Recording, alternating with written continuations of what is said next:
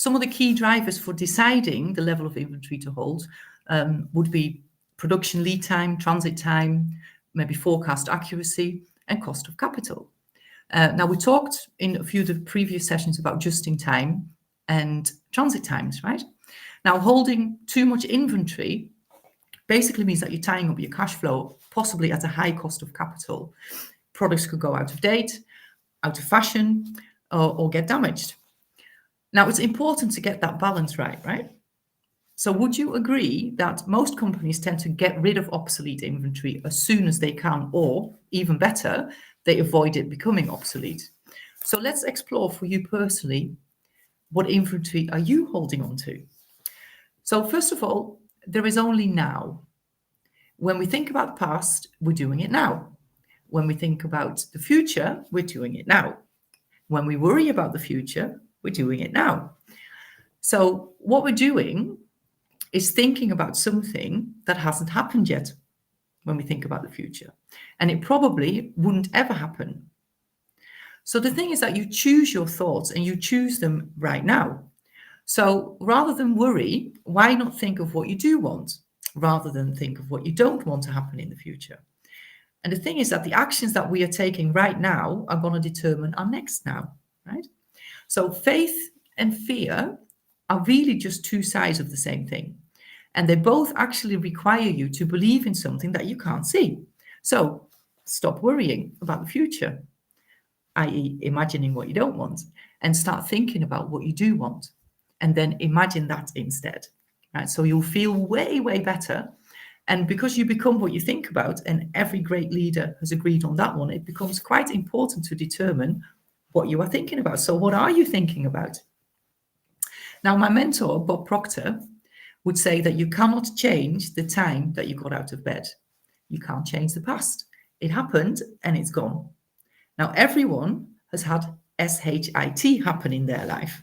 Traumatic experiences, absolutely. And things happened that shouldn't have happened, but they did. Now, ask yourself, what story from the past are you holding on to?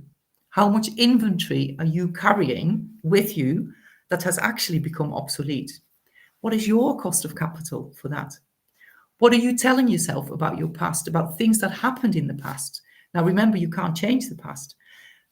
Things that are affecting you negatively now. So how are you allowing the past to limit your now and your future?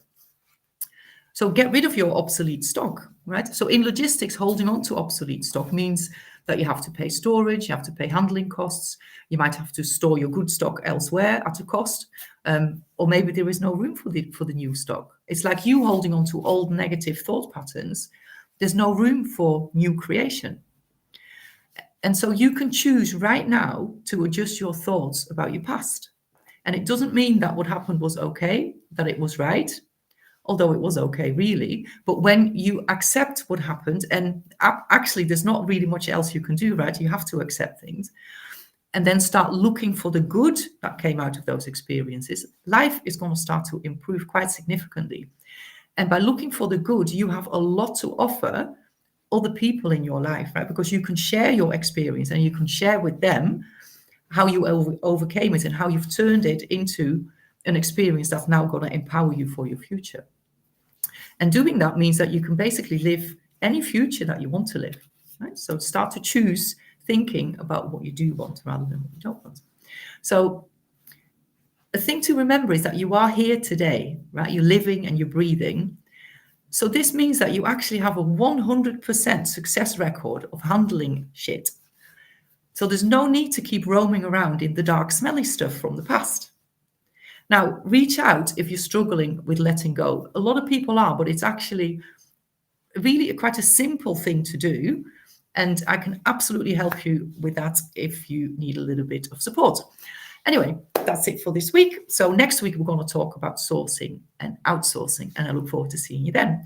In the meantime, enjoy your lunch, bon appetit, or as we would say in Holland, eet smakelijk.